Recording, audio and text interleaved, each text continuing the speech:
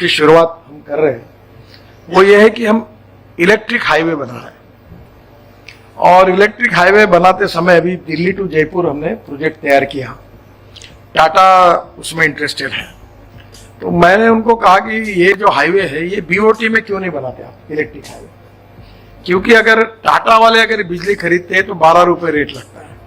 तो मैंने उनको कहा कि 51% इक्विटी एनएचआई का दो राइट ऑफ वे के बदले में, 49% आपके लो, ऑपरेशन के अधिकार आपको, फाइनेंशियल अधिकार आपको, सब कुछ आपको, और आपको बिजली मिलेगी 3.5 से 4 रुपए यूनिट, क्योंकि सरकारी कंपनी होगी तो।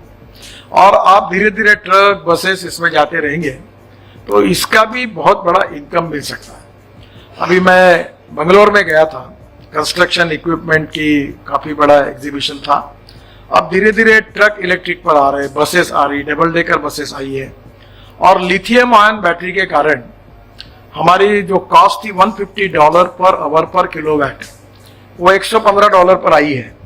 फिर भी वो ज्यादा है, पर अगर हम लिथियम आयन बैटरी नहीं लेते तो ट्रक में और बस में हम करीब 50 लाख रुपए की कीमत कम कर सकते हैं। और ये अगर कम होगी, ट्रॉली बस अभी मैं जेकोस्लोवाकिया गया था तो स्कोडा में गया था, तो 150 लोग बैठ सकते हैं ऐसी बड़ी बस, 3 बसेस को जोड़कर, जिसमें बिजनेस क्लास और ये भी होगा, केबल पे चलेगी। और जो बस है उसमें जो हवाई जहाज में सुविधा होती है, एयर होस्टेस जो देती है चाय कॉफी नाश्ता, वो सब मिलेगा। और दिल्ली से जयपुर 2.25 घंटे में होगा, और टिकट रेट डीजल बस की तुलना में 30% कम होगा। तो नेचुरली ये मुझे लगता है कि इसमें पब्लिक प्राइवेट इन्वेस्टमेंट आ सकती है, क्योंकि ये जो हाईवे पर ट्रक और बसेस चलने लगेगी तो लॉजिस्टिक कॉस्ट कम होगी। नेचुरली फ्यूल का भी, मैं इथेनॉल के गाड़ी में आया हूँ, तो ये टोयोटा की वर्ल्ड की पहली गाड़ी है जिसमें मैं भी आया। वो यूरो 6 उसके इमिशन नॉर्म्स को पूरी करती है, और वो 60% बिजली तैयार करती है और 40% इथेनॉल पे चलती है। तो 120 रुपए लीटर पेट्रोल का भाव है, इथेनॉल 60 रुपए, तो उसका एवरेज खर्चा आता है पेट्रोल से तुलना करेंगे तो 25 रुपए पेट्रोल का भाव होगा। और इलेक्ट्रिक यूज करोगे तो शायद 5 रुपए लगेंगे। हाइड्रोजन में जो रिसर्च चल रहा है उसमें हमारी सबकी कोशिश है कि $1 के नीचे 1 kg हाइड्रोजन मिले। जो इलेक्ट्रोलाइजर की सिस्टम है उसमें से 50 यूनिट बिजली लगती है 1 किलो के लिए, तो नेचुरली 150 रुपए की बिजली लगती है तो कॉस्ट 300 रुपए तक जाती है।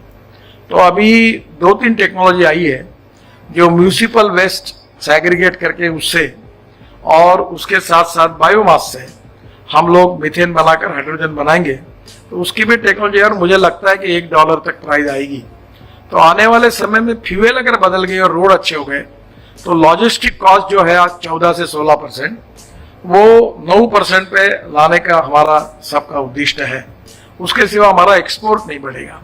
और इसलिए जो इलेक्ट्रिक हाईवे है ये आने वाले समय में, आप जैसे ये टोल ऑपरेटर, ये हाईवे ऑपरेटर है, तो ये इलेक्ट्रिक हाईवे में भी इन्वेस्ट करें। तो अगर आप भी ऐसे हाईवे में आएंगे तो इलेक्ट्रिक बसेस आएगी, इलेक्ट्रिक ट्रक आएंगी, लगभग तैयार है, उसमें कोई बड़ी टेक्नोलॉजी नहीं है। अब टाटा अभी उसके लिए तैयार है, तो ऐसे बहुत सी कंपनी आएंगी और इसमें लॉजिस्टिक कॉस्ट एकदम कम होगी। हाईवे सेक्टर में पैसे की कोई कमी नहीं है। मैं बहुत लोगों को कहता हूँ, कभी कभी बहुत फॉरेन डेलीगेशन आते हैं मेरे पास, तो मैं बैठता हूँ, चाय पियो, फिर पूछता हूँ उनको कि डॉलर में देना है कि रुपीज में देना है। अगर डॉलर में देना है तो डोंट वेस्ट टाइम, चाय पियो, नमस्कार करो, निकलो, क्योंकि हम लोग डॉलर में ले नहीं सकते पैसे।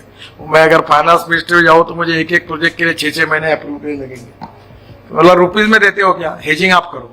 तो आज हाईवे में इन्वेस्ट करने के लिए आपको सबसे अच्छी बात ऐसी है कि रुपीज में इन्वेस्ट करना, या डॉलर में अगर आप पैसा लाएंगे तो फिर उसकी रिस्क है डॉलर रुपीज फ्लक्चुएशन की, वो आप जरूर देखिए।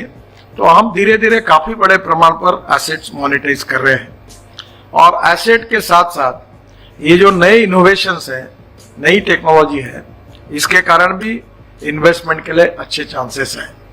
मुझे लगता है कि रोड का मेंटेनेंस जो है वो उतना ही इम्पोर्टेंट है, और अगर बीच में थोड़ी भी तकरार होती है, जब लोग टोल देते तो लोगों के मन में नाराजगी भी होती है कि वे टोल देने के बाद भी रोड की क्वालिटी खराब है।